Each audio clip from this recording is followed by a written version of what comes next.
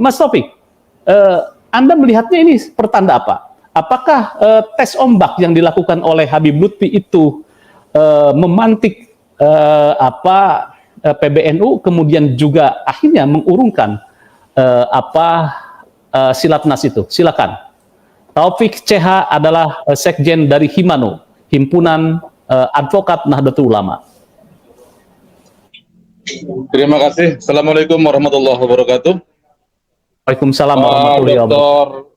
Dr. Saleh, Kiai Ubaidillah, dan Mas Yusuf Maras, terima kasih ya, malam ini kita bisa bertemu lagi dalam satu podcast terkait dengan perkembangan Jatman ya, yang dari hari ke hari cukup menarik perhatian, terlebih ketika muncul undangan pertemuan silaturahmi nasional yang menghadirkan para tokoh baik dari unsur TNI, polisi maupun dari anggota Jatman sendiri, baik dari Idaroh Aliyah maupun Idaroh Wusto yang mengalami pemunduran.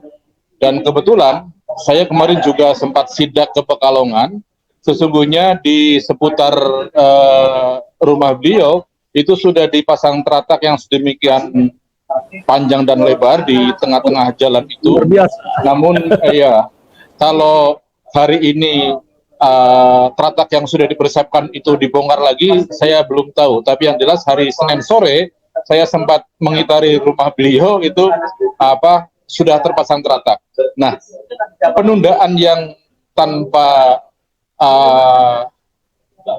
kepastian waktu ini merupakan satu fenomena bahwa posisi Habib Lutfi yang secara pribadi dia masih merasa memiliki Jatman ini sungguh mengalami satu ujian yang luar biasa. Karena apa? Karena penundaan ini bisa disebabkan oleh banyak faktor, diantaranya karena respon dari para pejabat tinggi negara ini barangkali yang tidak sedemikian menguntungkan. Maka apalah artinya digelar sebuah forum silaturahmi nasional tanpa kehadiran mungkin Panglima TNI atau Kapolri dan tokoh-tokoh lintas agama yang lain. Apalagi mayoritas Idaroh Wusto ini juga tidak merespon akan undangan Habib Lutfi. Ini merupakan fenomena mulai meredupnya bintang sang Habib Lutfi itu sendiri. Yang kedua, adanya gerak cepat dari PBNU yang mengadakan rapat pleno dan sudah menentukan sikap akan adanya langkah lanjut administratif oleh PBNU sendiri. Ini merupakan bagian yang saya kira menjadi pertimbangan dari Habib Lutfi untuk menunda Silatnas itu. Tapi yang jelas bahwa penundaan ini merupakan bentuk responsibility dari Habib Lutfi akan situasi yang kurang menguntungkan. Artinya apa? Intelijen dari beliau ini jalan ya untuk mengamati situasi yang pada akhirnya akan sangat tidak menguntungkan kalau dilaksanakan saat-saat ini. Apakah mungkin ke depan akan dilaksanakan? Saya kira sangat kecil kemungkinannya menurut saya. Karena apa? Setelah nanti PBNU menunjuk caretaker yang sudah barang pasti nanti caretakernya dari orang pusat biasanya.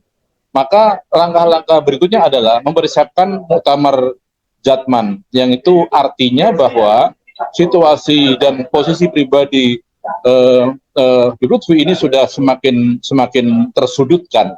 Nah, secara yuridis ini memenuhi unsur yang tertuang dalam anggaran rumah tangga maupun anggaran dasar Nahdlatul Ulama.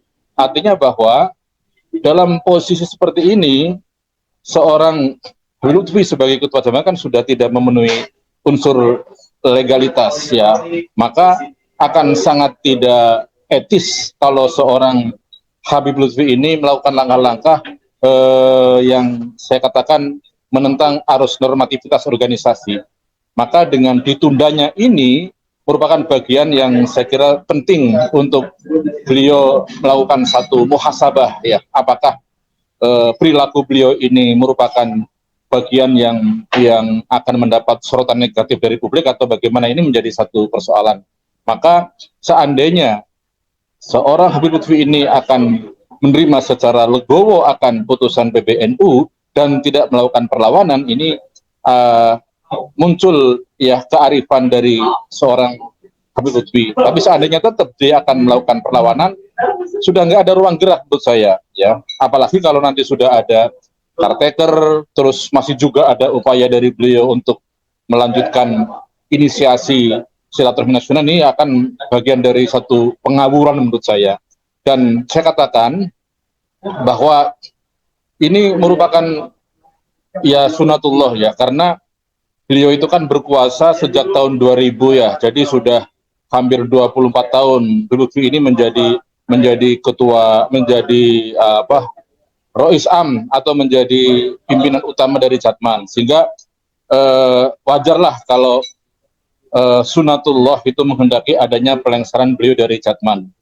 Karena kalau kita kembali kepada kaidah dari surah Ali Imran 140 ya, bahwa di sana kan jelas di mana manusia itu oleh Allah diberikan satu garis untuk introspeksi, karena yang namanya kehidupan dalam satu suasana itu pasti akan ada akhirnya, dan kejayaan seseorang, keterpurukan seseorang itu pasti ada waktunya pada suatu saat, dan disinilah saya kira beliau harus segera introspeksi ya.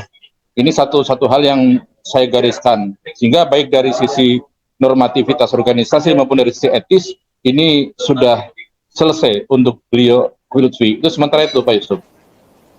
Ya baik, artinya menurut Anda sikap untuk mengundur acara silaturahmi tanggal 12 yang mengundang Ida Rohusto dan lain sebagainya, ini adalah bentuk dari kelegoan Habib Lutfi melihat fenomena bahwa beliau adalah siap untuk mundur dari ketua Jatman. Anda melihat tanda-tanda itu? Ya, saya melihat ini satu bentuk kelegowoan. Nah, kelegowoan ini muncul apakah karena ada tekanan dari elit Republik ini, atau karena muncul atas kesadaran sendiri, kita kan nggak tahu persis. Ya, siapa tahu ada telepon dari RI1 barangkali agar Habib Lutfi harus menerima kenyataan, tidak harus melakukan perlawanan barangkali. Tetapi kalau tanpa ada tekanan dari pusat dan dia melakukan satu introspeksi terus dia menunda ini saya kira bagian dari kedewasaan beliau sebagai seorang tokoh nasional. Itu menurut analisis saya.